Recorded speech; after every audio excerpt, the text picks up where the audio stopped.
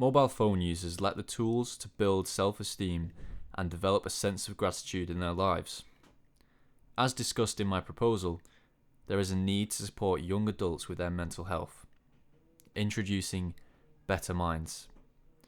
Better Minds has been developed with two core aims. The first, develop one's personal self-esteem and gratitude. The second, create a universal sense of positivity through global uplifting news. Now, before I dive into the app features, I want to discuss the design considerations. Based on user testing results, amendments were made to the following: the color scheme, icons, and the user interface layout to certain forms. Now, regarding the color scheme, this was the feedback. The user found that the colors were aesthetically pleasing. However, this offered little legibility due to the contrasting colors against the white background. Now, from this, I decided to change the colors to the following. The new primary color is faux jungle green, and the new secondary color is faux burnt sienna. Apart from these changes, the design was adhered to based on the specifications that were laid out in the proposal, such as using the typeface Roboto and using Google's icon repository. Okay, so now let's actually do a demonstration of the entire app from start to finish. So when the first time that a user opens up the app, they'll be presented with the login page where it will prompt them for an email and password. From here, you can then obviously choose to log in. If you've forgotten your password, you can press that and it will send you an email to reset it. You can sign in with Google and authenticate that way. And lastly, there's the option to register if you haven't already. So right now, I'm going to register. For this video, I'm going to give one account a name of John Smith. So let's just use some generic details here, and just for the sake of the test, I'm going to say this is a test as the password. This is a test. Okay, date of birth, last one. Okay, authentication success. No thank you, last pass. Okay, email. So it's johnsmith@hotmail.co.uk and the password was this is a test. Let's log in. Sign in success. And we're brought to the home page. Now if I bring up the app drawer, you can see in the top left that the user profile icon, the default one, has been loaded, followed by their full name and their email address. Okay, so let's sign out and let's actually log in with Google. Okay, so now we're back at the main page to log in. And this time I'm going to sign in with Google. So I hit sign in with Google. And because I've done this I haven't done this already. So if you're not a user already existing on the database, it will ask you to please confirm your full name and date of birth for the information to be stored correctly. So I'm just going to provide my full name, Jake Westcott, and my date of birth, and this is going to be the 23rd of April. Okay, save and continue. Alright, cool. Now we're back at the home page again. And if I expand out the app drawer, you can see in the top left, it's using my actual Google profile picture, my real name, and the email address that I used to authenticate with. And this was jwestcott1@gmail.com. Okay, so let's have a look at the home page. Now on the home page, you can see that this is providing you with a list of all the global good news. So this is pulled from an external resource and brought in. And as you can see, you can scroll through the different posts. Let's say we wanted to look at, for example, let's have a look at the top post. If I click this, it opens up a Chrome browser and takes you to that page. And therefore now you can actually read the news article posted by the Good News Network. So on and so forth. Okay, let's navigate back out of there.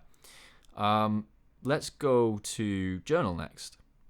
So because I have not actually set any journal entries up, and I'm going to do this through this demonstration, let's go ahead and add some in now. Okay, so when a new journal entry is to be added, the date is listed, and you choose between two entry options. These are self-esteem and gratitude, and the prompts will alter depending on which. So if I choose gratitude, you can see that the hints in the box have changed. So let's just fill this out. Name something that makes me happy. Android Studio.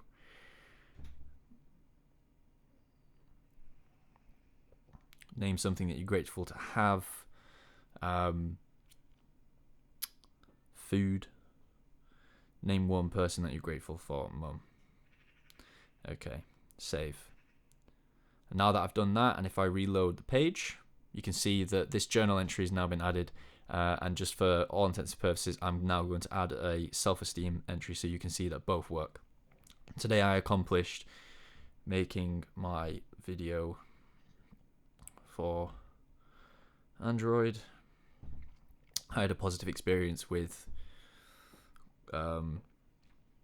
coding. Something I did want for someone. Helped with shopping. Save.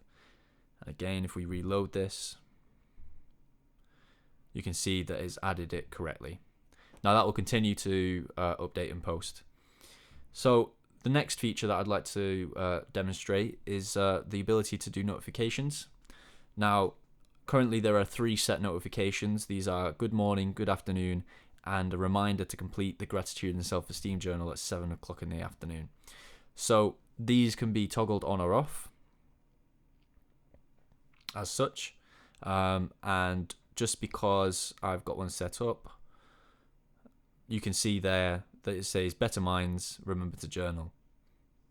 Cool. And if you were to click that, it would then start the actual app using an intent. So let's go and have a look at account settings. So in the account settings, you can actually see the profile of the user. It takes in the course location. So as you can see, I'm currently in Nottinghamshire. It tells you my email and my date of birth. I can then go on ahead and actually update this information. I will just, for the sake of it, I'll just call myself Jake West. Update profile. No thanks. Stop saving it, LastPass. Account settings. And that should update on the second time round of me launching this app. I then have some other bits in the navigation drawer. These are about us. I've just put some lorem ipsum jargon in there, so just to kind of fill it out. But this information would be pulled from an external database to keep it up to date. And the last thing that I want to demo to you is the in-app settings. So you can actually choose to toggle permissions. So as you can see here, the permissions for internet access or location access, these can be toggled on or off. But they've both been enabled. And that's the app in terms of functionality. Now, in terms of critique, I have a couple of points to make. What went well? So for me, actually using Google Firebase as a platform for data storage and data manipulation was very efficient, I found, very useful. And this has been the kind of cornerstone for storing and retrieving all of my information regarding users, their journal entries, etc., etc. Another thing that went really well and I'm very proud of is the global good news feed. So I'm very impressed with the fact that I can actually externally access this resource, read that data in through an XML parser, and then display that back to the user in a format that's accessible and easy. But what could have been improved about that? I would personally, if given more time, would have liked to grab thumbnail images from those individual posts, so there's a bit more kind of visual grabbing of the eye, let's say, and so therefore users can actually be more visually attracted to those different news posts. What else? So in terms of scope, because my project was so large in size, I actually wanted to implement another feature, but it was just too significant of a development, so I've had to keep these key features as the core ones.